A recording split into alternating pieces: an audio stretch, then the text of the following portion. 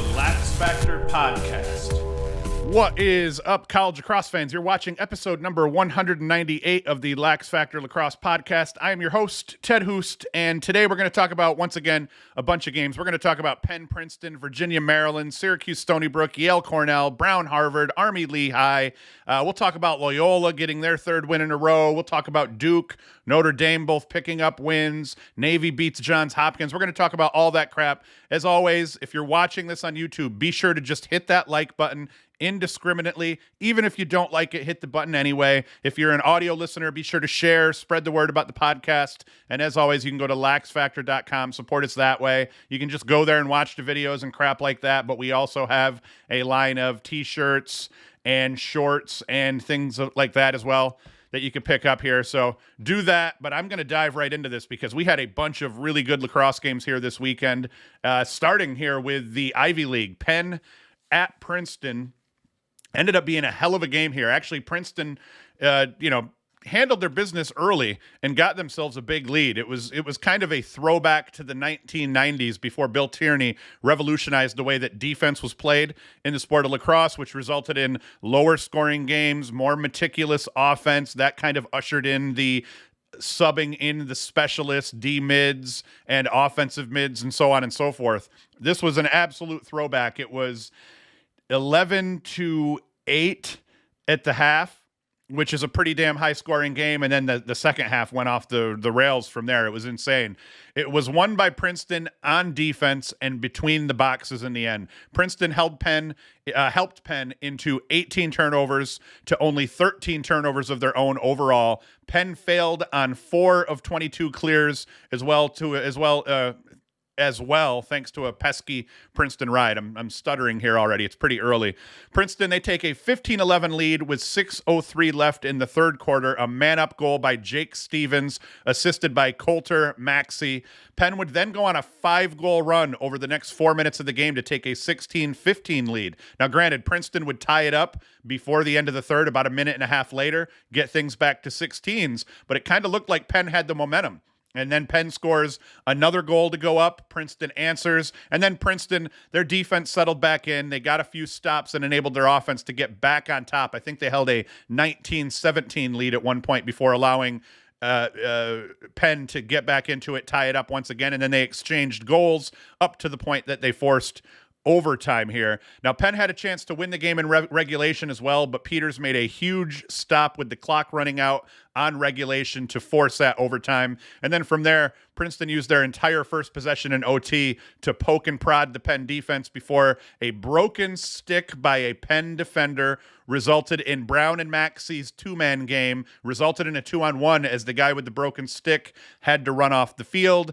Brown ends up sniping the game winner from that left wing with his left hand, and then that secured victory for the Tigers. Ball game right there. It was actually a hell of a game, one of the couple of games that went into OT here over the weekend. As we get into the box score here, it ended up being Ben Smith that tied things up for Penn with 1:34 left, and then you see here Chris Brown was huge down the stretch. He scores the goal with 2:06 left to take a 2019 lead before they let Ben Smith tie it, and then he scores the game winner from on a feed from Coulter Maxey there. Maxey, is that how you pronounce it? I know Mackies. I've never heard of a Maxey before here.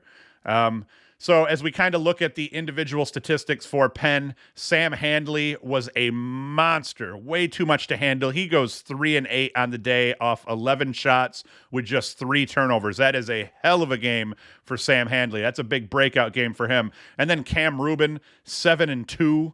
So, I mean, you look at kind of where the scoring came from. Dylan Gergar, 2-3, and then it kind of filled in down there for Penn. But Handley and Rubin, man, kept Penn in it, especially down the stretch. Princeton, their scoring was a bit more spread out, but not by much here. We've got Chris Brown had a monster 6-3 day. We have Alexander Verdaro, 3-2, Sam English, 2-2, Coulter Maxey, 1-3. So they had a bunch of guys above 4 points and then a bunch of guys with 3, and then it went kind of all the way down there. Alex Slusher with a hat trick. So they filled it out. In terms of face-off prowess here, Tyler Sandoval wins 17 of 36. So he doesn't quite win half of the draws, but he did get a lot of help from his wing play. They had a couple of guys that had a bunch of GBs here. Beyond Sandoval, Jake Stevens, 7 GBs. Sandoval had 5 GBs. Andrew Song was big between the boxes with 5 GBs. Sam English, 5 GBs. I mean, you look at the mids and what they did in terms of kind of special teams between the boxes, trying to win that battle. Princeton did that. Princeton, in terms of cage, we look at here, Eric Peters, only 8 saves versus 20 goals against. He's been solid, but like I said, he came up with that big stop to force overtime as Penn had a chance to win it in regulation. And then, from there, who knows? I guess this Emmett Carroll ended up coming in and playing the fourth quarter for Penn. I'm not sure why. I mean, no goalie had a good day in a game like this where we just saw teams shooting all willy-nilly and getting quality shots at that. But this Emmett Carroll did come in and made 5 stops against, 5 goals against, and he's the one who picks up the loss in the game. But overall, it was a hell of a game, a ton of action, and I luckily I got to watch the bulk of this one, so it was pretty solid here. Let's get into the Maryland and Virginia game. I wanted to talk about this one partially just because here Maryland beat Virginia in every way imaginable in terms of the score and the stats on Saturday. I did not see this coming. I thought this was going to be a dogfight. I actually picked Virginia to win this one because I felt like Virginia matched up better against Maryland overall. If we look at the statistics here, Maryland outshot the Cavs 38-21 in terms of actually getting shots on cage, and they outshot them by a large margin in just general shots as well. UVA turned the ball over 17 times to Maryland's 13. Maryland only failed on a single clear, whereas Virginia failed on 4 clears, and Virginia's primarily used to winning that clearing battle in terms of they'll clear the ball better than you, and they're going to force you into 4, 5, 6 turnovers in the clearing game. Didn't happen. Maryland handled their business in getting from the defensive end of the field to offense. The Terps' Luke Weirman, here's the big stat on the day here. He wins 24 of 36 of the draws in this game, which was really where UVA failed in this game overall. Both LaSala and Braun got owned by Weirman, and that disparity in possessions overall, mixed with the efficiency of Maryland's offense, was just too much for the Cavs to overcome. The end result here, almost getting doubled up by Maryland, 23-12. In the end, most teams falter with UVA's defense coming out and pressing everybody. UVA likes to pressure teams, and you saw it with Syracuse, and you've seen it all over with some of the other teams that Virginia's played. Their defense comes out and presses. It forces the teams into uncharacteristic turnovers. It forces them into bad shots. And, it just rattles an offense out of their rhythm in general, and that did not happen. Maryland handled UVA's pressure on defense in stride. They had no problems, and in fact, it ended up working as a disadvantage to Virginia because the Maryland ball carriers and offense were able to handle the pressure. It actually created huge voids in the Maryland defense, or in the Virginia defense, where Maryland was able to take advantage and get really good looks. The Maryland offensive weapons feasted overall in this game. Keegan Kahn, he wins the day overall as we kind of go through here and we look at the stats for Maryland. He wins the day, 4 goals, 3 helpers for 7 points off just 7 shots. An insanely productive day for Kahn with just 1 turnover. Anthony DeMeo was 2-4 off 7 shots with no turnovers. Logan Wisnauskas 3-2. Turned the ball over a healthy amount for him, which is rare, but hey, who cares? And then the Maryland defense also, they forced 11 turnovers, I think it was, that I counted up here, with only John Geppert getting 2. So the Maryland defense overall played really well against Virginia, causing them to struggle. Now, if we look at the stats here for Shellenberger and Moore, they both had very good and very productive games. 3-2 for each of them, 5 and 6 shots respectively between Shellenberger and Moore. Shellenberger turned the ball over 3 times, Moore not at all. So, I mean, that's the kind of production you want to see out of these guys. It's just that possession disparity in the end was too much for Virginia to overcome, and they could not get stops against a very good Maryland offense. And now we know Maryland is the undisputed number 1 team in the country. Nobody is even close at this point to them, not even mighty Virginia, who's been playing excellent lacrosse across the board. As we look at the goalie battle, Nunes, 14 saves against, 20 goals against. Struggled for Virginia, but that was to be expected with the type of looks that Maryland got. And Logan McNaney, he didn't fare much better. 9 saves against, 12 goals against. Was not a goalie's day per se. But that's it. That is the story of this game, was Maryland just put it on Virginia badly. Now, we get to the game that I wanted to see the most on Saturday, because this is the game, the Cuse games are the games I always want to see most come Saturdays. And it was Cuse and Stony Brook. And I mean, man, Cuse held a 4-3 lead at the end of the first quarter, and it was 5 up at halftime here.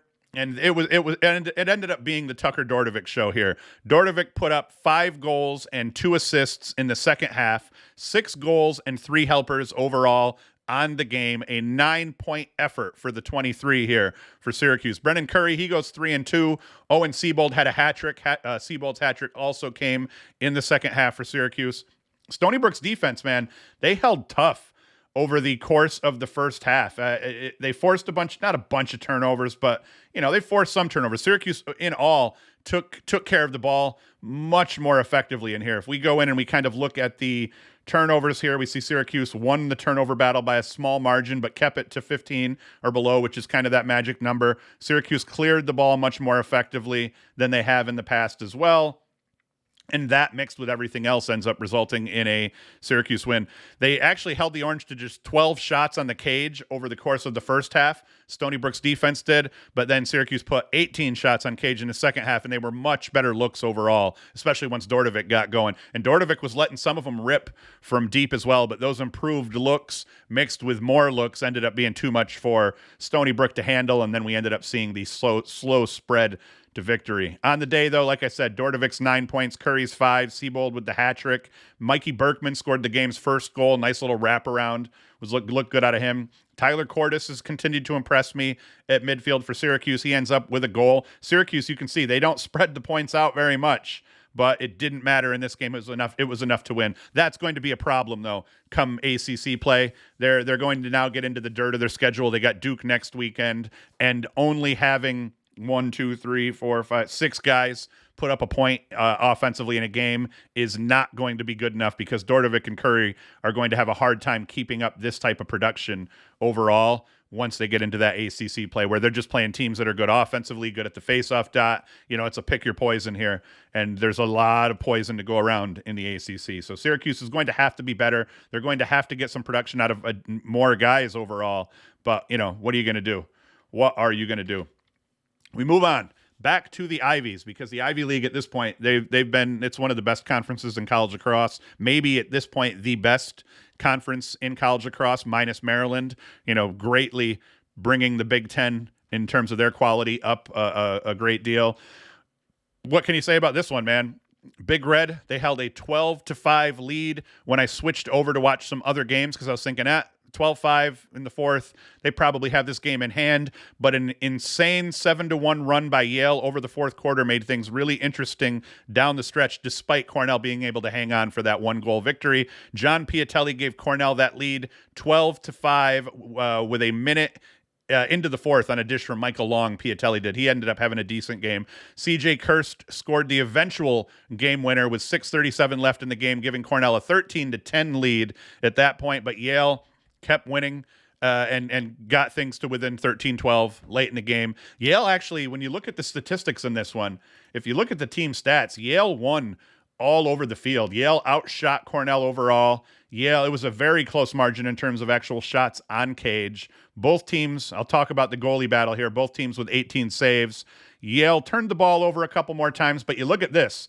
Yale cleared the ball 11-14. They forced Cornell into 10 failed clears on this game, and then they also dominated at the faceoff dot 21-7.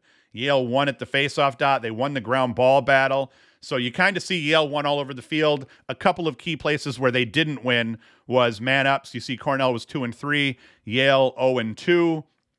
That ends up being key. But then it's the shots. It's the goalie battle here.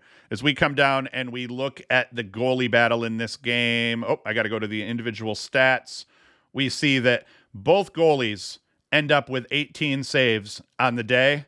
The big difference here is Chase Erlin only gave up 12 goals, and Jared Paquette gave up 13 goals. And that's the difference in this ball game. And I believe if I went back to the stats, I believe Cornell got one more shot on cage than, obviously, Cornell got one more shot on cage than Yale did, and that ends up being the game-winning goal.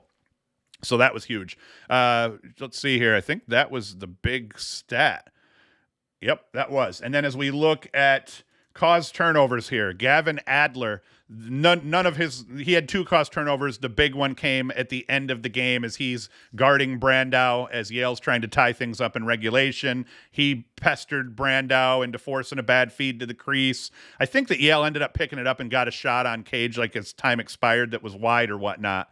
But yeah, Cornell ends up getting one extra save or gives up one less shot, and Erlin gives up one less goal, and I'm rambling, but yeah, Erlin wins the goalie battle by 1 shot, 1 goal, and they end up winning the game. I was surprised here to see Nicholas Ramsey do as well as he did against, what's the dude's name here?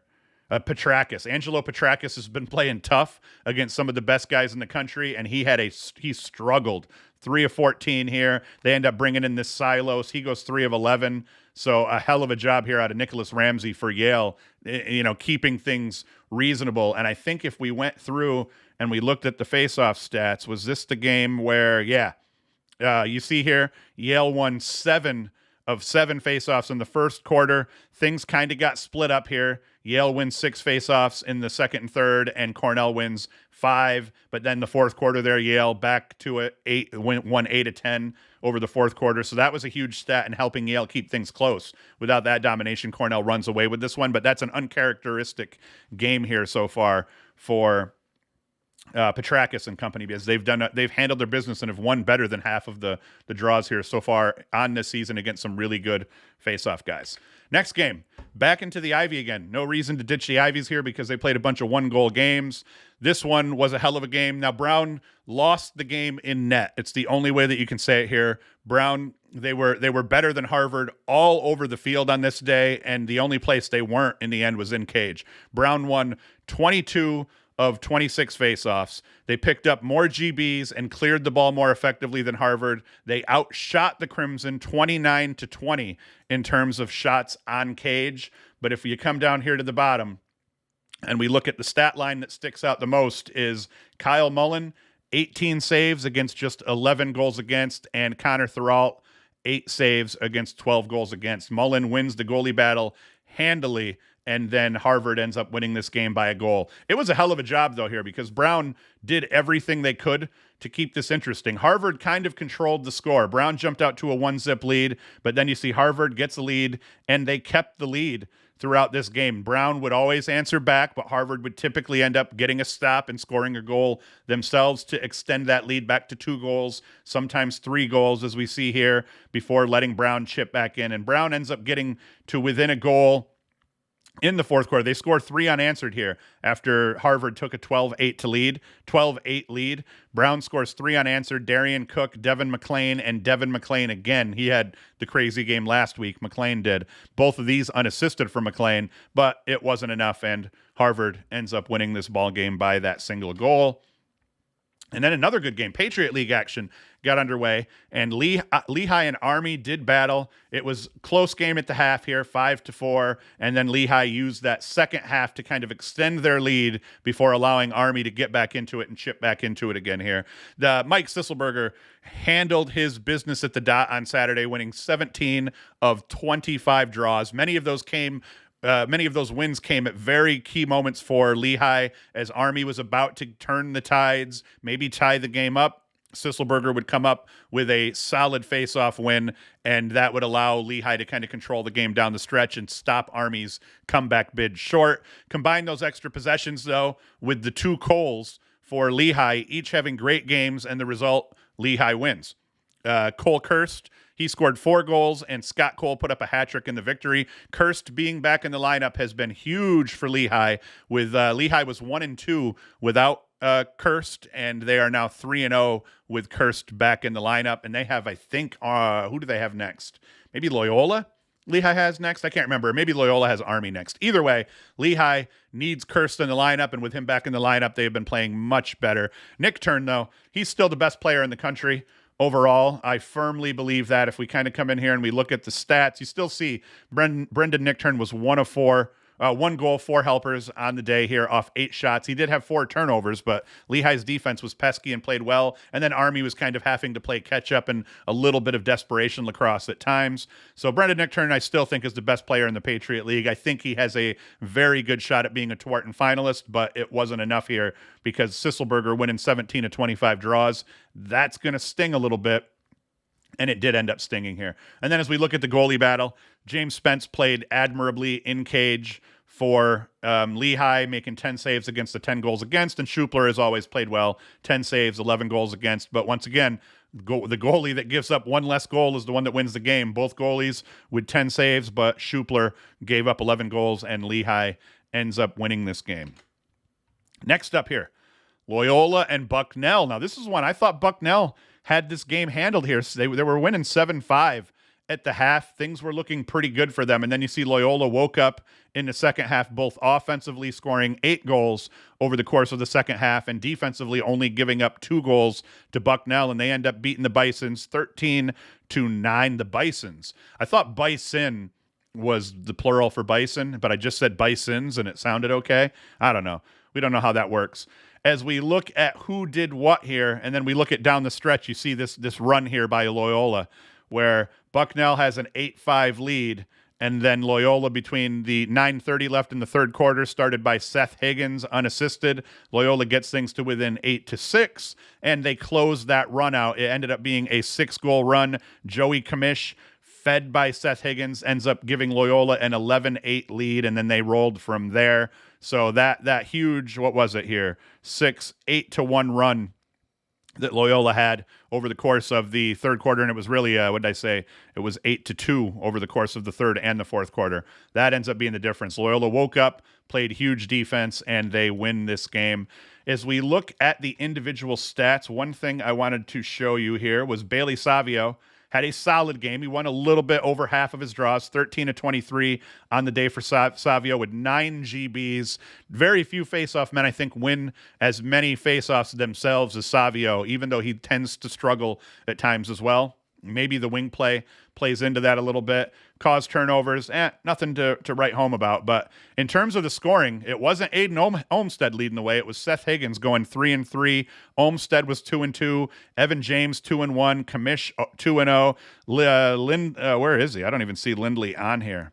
Kevin Lindley, 9 shots, no goals. So Bucknell did a good job of pestering him.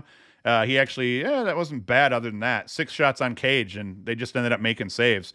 Goalie battle, Sam Schaefer, 13 saves against 9 goals against, so he played solid in cage. But this Rich O'Halloran for Bucknell, 14 saves against 13 goals against. He looked good as well. In the end, it was just Bucknell played a very good first half offensively. Couldn't get anything going against Loyola in the second half.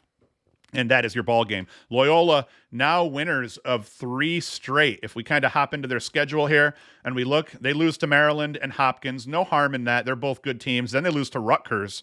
Rutgers, a very good team. Towson's the only one I think that they'd look at and be like, shit, I wish we could get that one back, because they lose to Towson, and then they were 0-4, and things were looking pretty fucking grim at that point for Loyola after losing their first 4 games. They would have liked to have been at least 1-3.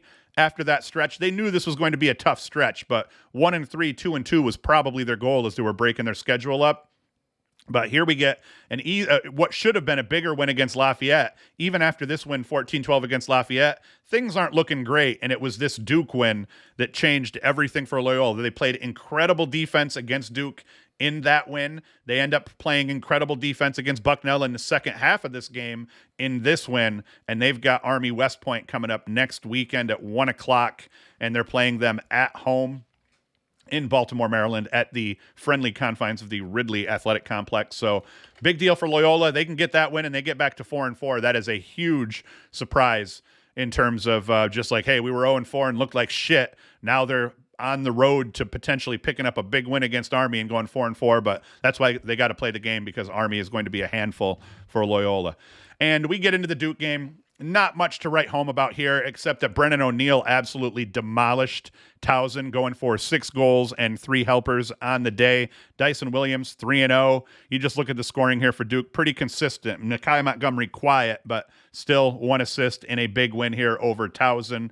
As we look at the goalie battle, Max Adler, 14 saves against 7 goals against. He has continued to put Duke on his back, and when Duke doesn't look great defensively all the time, Adler has been able to just come up with big saves. You look at this stretch through here, didn't look all that great through these 3 games, but 71% between the pipes against Richmond, 52% against Loyola. It would have been a lot worse against Loyola if he didn't play as well as he did. And then Towson, 67%. So Adler has been pretty solid, 55% overall on the season so far for Duke. And his big day ends up allowing them to kind of win a game by a margin against Towson here. What did Naso do? I'm curious. Naso won 17 to 22 draws. So the fact that it was only 14-7 with Adler playing as well as he was and Naso winning that huge percentage of draws just proves that Duke offensively still isn't fully gelling. With that huge possession disparity and then with your goalie playing well, they probably should have won this game 18-5 or more, but they are struggling a little bit offensively in terms of just being able to get good looks consistently. You look at the shooting percentage of some of these guys down here. We've got Sean Lully took 10 shots and only nailed 2 of them. A couple of guys at 0. Andrew McAdory, 5 shots, only canned 1. So it could be better for Duke offensively for sure, and they have Syracuse coming up next weekend, so that's going to be a big test for both of these teams. Syracuse not looking great, coming off a bad loss to Hopkins, a bad loss to Army, games that they at one point looked like they could have and maybe even should have won, but can't get their shit together. So we have a Syracuse team that played better against a quality Stony Brook team, kind of cleaned up the terrible turnovers a little bit. Now they've got to see if they can do that against an ACC foe in Duke.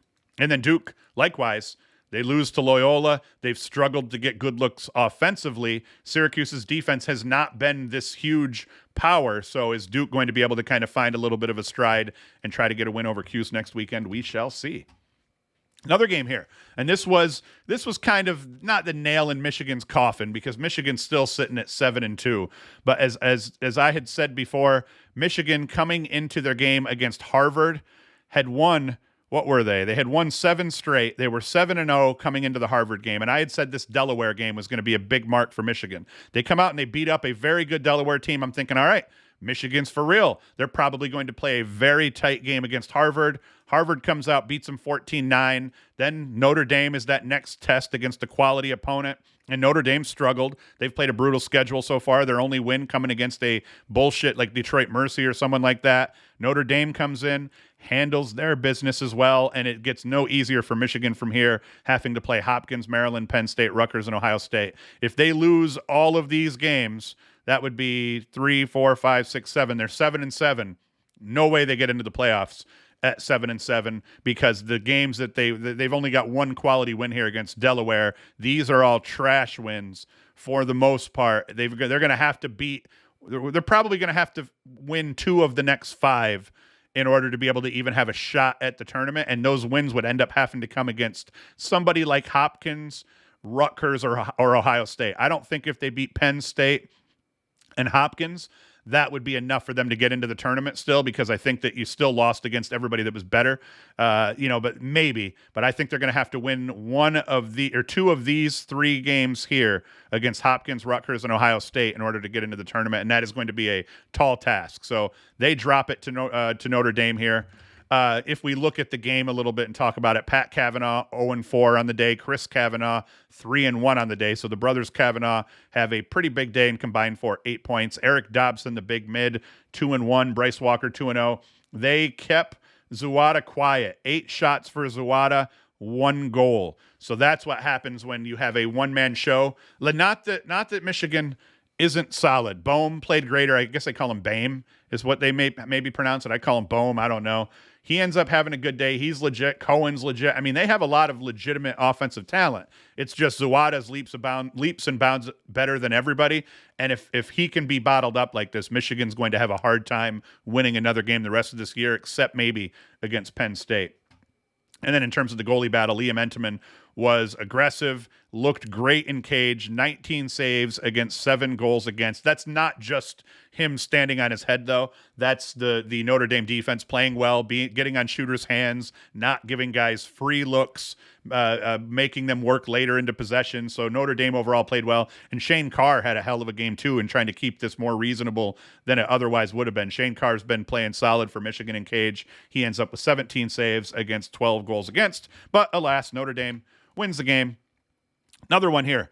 I wanted to talk about Hopkins and Navy. Navy ends up, I'm going to talk about this one quick because admittedly I didn't end up watching it here, but Hopkins ends up losing this game to Navy in Baltimore by a goal. Max Hewitt had a monster day, 4-2. Patrick Skalniak, 3-3.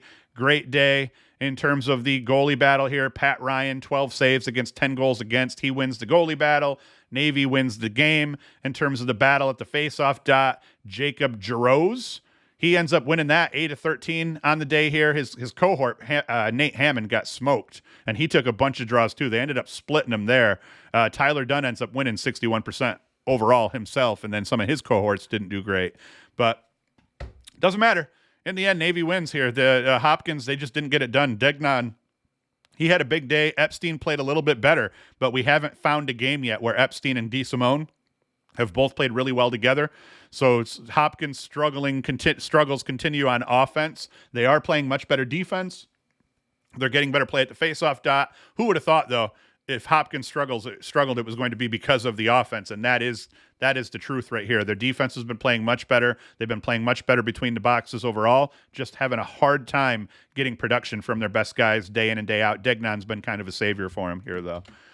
As we look at Georgetown, Utah, admittedly, I did not want to pick against Utah. I thought they'd be pesky. I thought they'd stay in this game a little bit. Not so. Georgetown ends up winning 16-6. Alex Trippy, 3-2. Declan McDermott, 2-2. Dylan Watson, 4-0. They got it done all over the field for the most part here. Owen McElroy, 12 saves against just 5 goals against. At the face-off dot, James Riley kind of won out 11-18 before kind of letting some other guys get a shot overall. In terms of defense and caused turnovers, Alex Mazzone, 3 forced turnovers here. Will Bowen, 3 forced turnovers here. Will Tominovich, 2 forced turnovers. So Georgetown gets it done all over the field. They end up beating Utah 16-6. They're now 6-1, and they've got Lehigh, Denver, and Providence coming up next here. So Lehigh, quality opponent. Denver, a quality opponent. Providence, what has Providence done so far? 4-4, so Providence isn't even having that bad of a season overall. All right, I'm only covering this one because I thought UMass Lowell might cover the spread because I thought Jacksonville would play down on this one. I was totally wrong and must eat shit on this pick. Jacksonville wins this one 22-8. Jack Dolan, 3-3. Jacob Greiner, 4-2. Walbaum goes 4-1. So they fill it up all over the place here. Jacksonville puts it on UMass Lowell badly, and UMass Lowell drops to 0-7. So that's a big stinker for them. Sacred Heart, I watched a bunch of this game, and I actually watched the overtime period here. Sacred Heart gave Hobart all they could handle, and they win in overtime 9-8. That drops Hobart to 2-3, which I was surprised about. Now, the announcers for Sacred Heart were talking about this as if this was the biggest win in program history. I cannot imagine beating a team ranked, almost not ranked in Hobart, is the biggest win that Sacred Heart's ever had. But, hey, it ends up looking good for him. Carson Spooner, 2-1 on the day. This was a not exciting game overall, other than the fact that it was a close game right down to the wire. Sacred Heart ends up scoring a goal, I think, to tie it late to force overtime, and the rest is history. Both goalies here had solid outings. LeBlanca, though, Nicky LeBlanca had the big day, 14 saves against 8 goals against. He has the better day in cage. His team ends up winning, but Kevin Holtby played well overall for Hobart. And then in terms of the faceoff dot, Shea dominated at the faceoff dot, 16-21, but the Sacred Heart defense played well enough throughout this game, especially with the goalie battle and LeBlanca playing well in net. LeBlanca playing well in net, and that ends up being the difference in this game. And despite the huge disparity in possessions, Sacred Heart holds on because their goalie stood on his damn head. This one I was surprised about.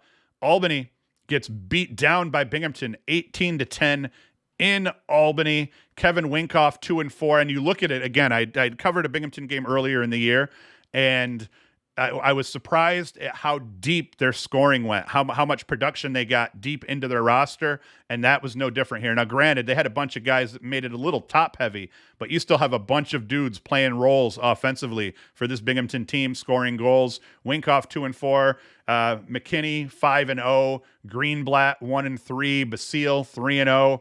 They get scoring from all over their roster. And then in terms of the cage, Teddy Dolan ends up winning the goalie battle by a lot in the end. 12 saves versus 10 goals against. And then at the face-off dot here as well, Binghamton dominated. Matthew D'Souza and Ross Chazanow. That's a crazy name. They both win the bulk of their draws. D'Souza goes 12 of 19 at the dot, and this Chazanow kid goes 10 of 13 at the dot. Ball game, baby. Binghamton beat up on Albany, and Albany is now struggling here. They lose Connor Fields, and they have not re-upped that huge talent. They don't have they haven't had a guy capable of winning the Tewaaraton in many years here.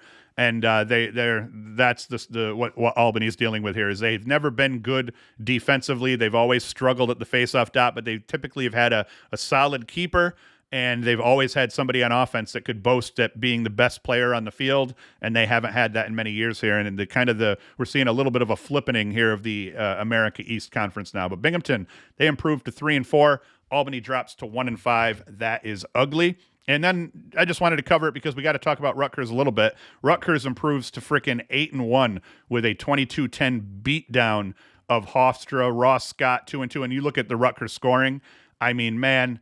That is insane. I almost want to count. Let's count. 1, 2, 3, 4, 5, 6, 7, 8, 9, 10, 11, 12, 13, 14, 15, 16, 17, 18, 19 dudes put up at least a point for Rutgers. Nobody had more than 4 points, and only 1, 2, 3, 4, 5, 6, 7, 8, 9. 8 or 9 of those guys had multiple point games. I mean, it's just nuts how many guys got into the action here for Rutgers overall. And then in cage, let's see how Curse did. Oop, my internet's getting stupid now. Glad I'm not live streaming here at this point. Who cares? Who cares what Curse did? Rutgers beat the ever-living hell out of Hofstra on the day, and that's all that matters. All right, guys, I've been rambling now for, what is it here? 36 minutes. So I'm going to cut this short. We're going to end it. Come back on Thursday for the weekend review where we'll preview a bunch of the games coming up on the weekend. But I've rambled long enough, so I am done talking. I'll see you Thursday, and then I'll see you again next week on Sunday. That's it. Hoost is out.